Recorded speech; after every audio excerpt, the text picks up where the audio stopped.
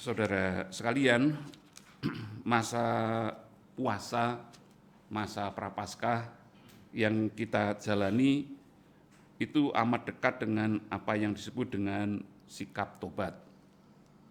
Maka seringkali ungkapannya juga seringkali disebut dengan masa tobat. Dan itu adalah bagian yang saya kira tidak pernah akan berubah sepanjang gereja Katolik masih Katolik. Maka kita juga diajak untuk bersama-sama mencoba untuk menyelami bagian ini.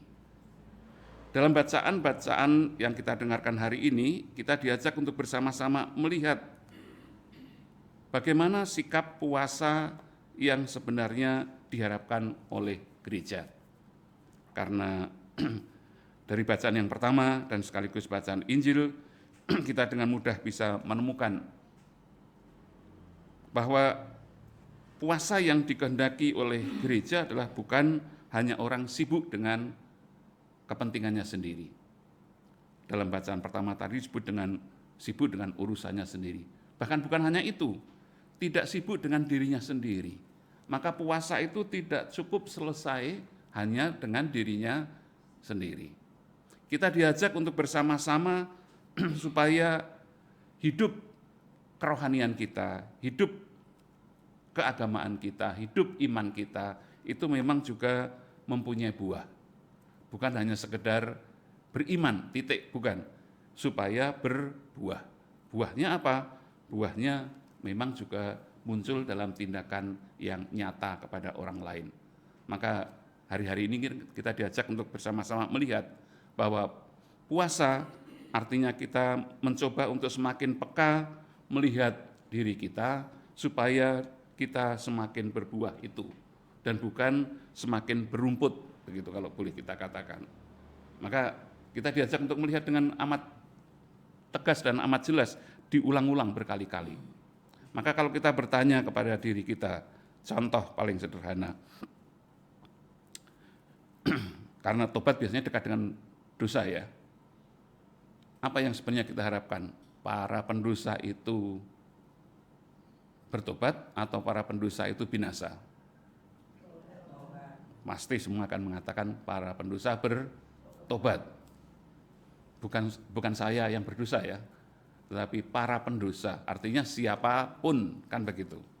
Tapi apa yang seringkali kita lihat? Yang seringkali kita lihat itu kalau kita lihat pendosa, biasanya kita akan menyingkirkan dia atau menyingkiri dia. Satu yang biasanya paling kelihatan. Yang kedua, biasanya kita lebih banyak ngomongin si pendosa, tetapi tidak mendampingi si pendosa. Kita bukan merangkul si pendosa supaya kembali ke jalan yang lurus, tetapi kita mundur dari si pendosa, kemudian menunjuk-nunjuk si pendosa dengan dosa-dosanya. Bacaan pertama amat jelas.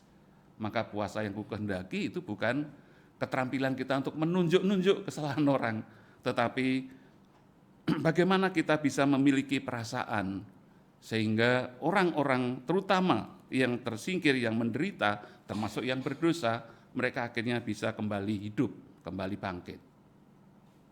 Maka dikatakan bahwa bahkan kalau melihat orang yang lapar, kamu berani enggak memberikan makanan yang menjadi makananmu, bagianmu, mendahulukan si lapar.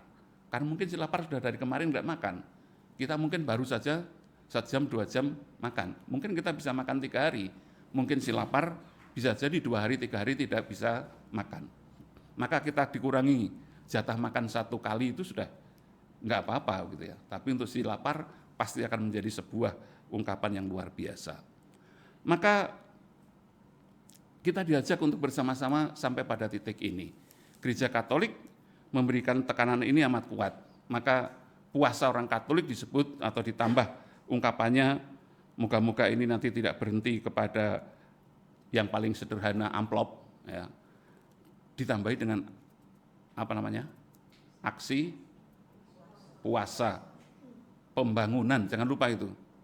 Karena biasanya sekarang itu yang paling beredar aksi puasa, titik. Aksi puasa pembangunan, bukan aksi puasa penghancuran.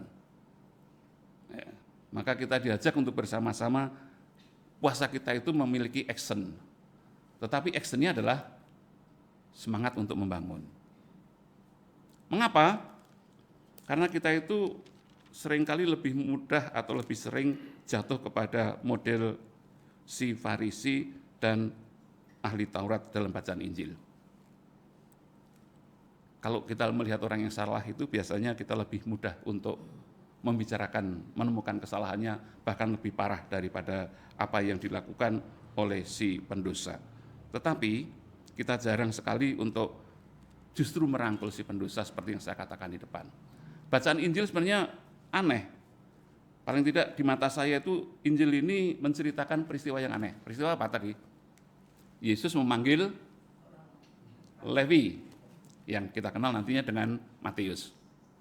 Kemudian saking senengnya Levi, yang dianggap sebagai pendosa, bahkan pendosa amat berat bagi orang Yahudi, karena pemungut cukai itu dianggap sebagai kaki tangan penjajah, sekaligus juga pengkhianat bangsa, dan kemudian yang paling buruk adalah bahwa dia biasanya memang orang yang bergerak dalam perpajakan ini juga tidak luput dari kerja-kerja yang kotor begitu. Maka dianggap sebagai ini berkubang dalam dosa. Maka Lewi itu dianggap sebagai pendosa. Tetapi begitu Lewi mendengar ajakan Yesus, ikutlah aku, Lewi kemudian serta-merta meninggalkan semuanya dan mengikuti Yesus. Sebagai ungkapan syukur, bahkan kemudian Lewi mengadakan perjamuan besar, dikatakan dengan amat jelas, perjamuan besar. Bukan hanya sekedar ngundang Yesus makan, enggak, perjamuan besar. Maka kemudian teman-teman Lewi itu datang. Nah, saya mengatakan bahwa bacaan ini aneh. Sebenarnya untuk apa orang Farisi dan ahli Taurat itu datang gitu loh. Enggak diundang datang, atau mungkin kalau diundang ya datang, enggak tahu pokoknya. Enggak diundang datang, enggak ikut perjamuan karena merasa dirinya suci, maka enggak pantas duduk makan bareng orang berdosa. Tapi kok datang hanya untuk ngamat-ngamati mereka yang pesta, itu kan ya aneh gitu ya. Dan itu yang kita dengarkan tadi. Kemudian lihat murid-murid Yesus yang ikut makan, murid Yesus itu Yahudi, maka kemudian mulai dikritik. Mengapa kamu ikut makan bersama mereka, bergaul dengan orang berdosa? Dan anehnya Yesus mendengar ungkapan itu. Maka tampaknya mereka bukan sekedar ngurumpi, tetapi ngomongnya lumayan kenceng gitu. Ya, jadi sehingga Yesus kemudian juga menanggapinya dengan amat kenceng, dengan rumusan yang amat bagus. Yesus mengatakan bahwa bukan orang sehat yang memerlukan tabib atau dokter, tetapi orang sakit. Benar? Benar. Ya, maka namanya rumah sakit, bukan rumah sehat. Ya. Kemudian Yesus mengatakan berikutnya, aku datang bukan untuk memanggil orang benar, tetapi orang berdosa supaya bertobat. Yesus datang untuk orang berdosa supaya bertobat. Maka mendekati atau cari zona nyaman bersama dengan orang-orang yang baik sebenarnya tidak membantu memperbaiki dunia, tidak membantu memperbaiki pendosa. Maka cara untuk memperbaiki dunia, cara untuk memperbaiki pendosa, cara untuk mengembangkan tata dunia supaya menjadi Kristiani adalah dengan mendekati orang-orang berdosa, menyadarkannya dengan kasih, supaya akhirnya mereka bisa bertobat. Mengapa saya mengatakan bagian ini menyadarkannya dengan kasih?